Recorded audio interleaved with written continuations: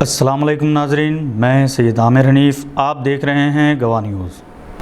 آج کے بلیٹن کی شروعات کرتے ہیں ڈاکٹر اوصاف سعید سے۔ اوصاف سعید کی خدمات سے متاثر ہو کر ہندوستان نے ان کی ذمہ داریوں میں اضافہ کرتے ہوئے ان کے درجات اور بھی بلند کر دیے ہیں۔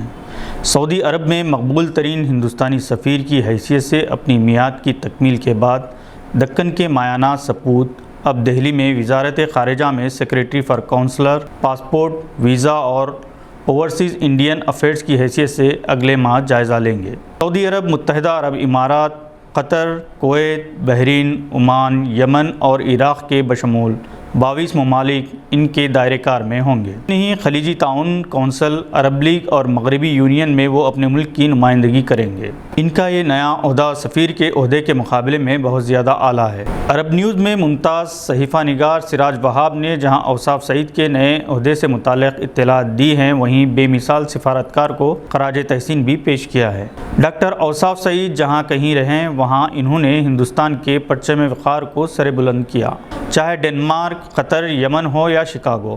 انہوں نے تمام ہندوستانیوں کو ترنگے کے سائے میں متحد کیا۔ یہ ایک حقیقت ہے کہ بعض لابیاں ان کے خلاف ہر جگہ متحرک رہیں، مگر اوصاف سعید ان سے بے نیاز اپنے کام میں مشغول و مصروف رہے۔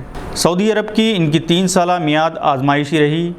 کرونا بحران کے دوران جس طرح سے انہوں نے ہندوستانی تارکین وطن کی مدد کی، وہ تاریخ میں سنہرے حروف میں درج کی جائے گی۔ Saudi Indian business network, Indo Saudi medical forum, Saudi Indian friendship society کا قیام ان کے کارناموں میں شامل ہیں۔ ڈاکٹر اوصاف سعید نے میڈیا پلس سے بات چیت کرتے ہوئے بتایا کہ اس نئے عہدے پر فائز کیے جانے پر وہ بے حد مسرور ہیں، اگرچہ کہ ان کی ذمہ داری بہت زیادہ بڑھ گئی ہے۔ اگلے سال تک موجودہ پاسپورٹ کی جگہ ای پاسپورٹ جاری ہو جائیں گے، جو یقینی طور پر انہی کی نگرانی میں ہوں گے۔ اس کے علاوہ ہندوستان میں G22 کانفرنس بھی ہونے والی ہے، اس کی ذمہ داری بھی اہمیت کی حامل ہے۔ یہاں یہ بات قابل ذکر ہے کہ وزارت خارجہ میں سیکریٹری کے عہدے پر ڈاکٹر اوصاف سعید کے بشمول صرف 2 ہی مسلمان فائز ہیں۔ ڈاکٹر اوصاف سعید جہاں رہے اردو کا ماحول سازگار کیا۔ ادبی محفلیں، مشاعرے، سیمینار کا اہتمام کرتے ہوئے وہ اردو کی شمع روشن کرتے رہے۔ تارکین وطن کا یہ احساس ہے کہ اوصاف سعید کی ترقی پر دل مسرور ہے، مگر سعودی عرب میں مقیم ہندوستانی تارکین وطن اشکبار ہیں، کیونکہ ایک تہذیبی سفیر سرزمین مقدس سے ودا ہو رہا ہے۔ دنیا کے مختلف مقامات سے تارکین وطن نے ڈاکٹر اوصاف سعید کو ان کی ترقی کے لیے مبارکباد پیش کی۔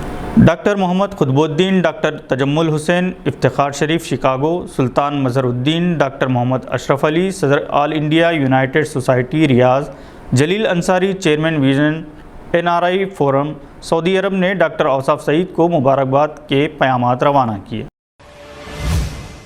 نریندر مودی کے خلاف KCR کی مہم کو مہاراشٹرا کے چیف منسٹر کی تائید حاصل ہو گئی ہے۔ KCR 20 فروری کو پڑوسی ریاست مہاراشٹرا کا دورہ کریں گے، جہاں ممبئی میں ان کی ملاقات وزیر اعلیٰ ادھو ٹھاکرے سے ہوگی۔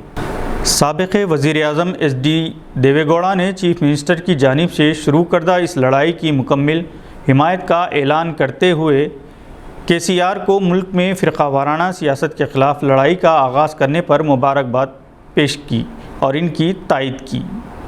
چیف منسٹر مغربی بنگال ممتا بنرجی نے بھی KCR سے فون پر رابطہ قائم کیا تھا۔ کرناٹک ہائی کورٹ میں حجاب مسئلے پر سماعت 17 فروری کو دوبارہ ہوگی۔ آج حجاب پر پابندی کے خلاف دائر کردہ مقدمے میں لڑکیوں کی جانب سے وکیل کمار اور یوسف مچلہ نے بحث کی۔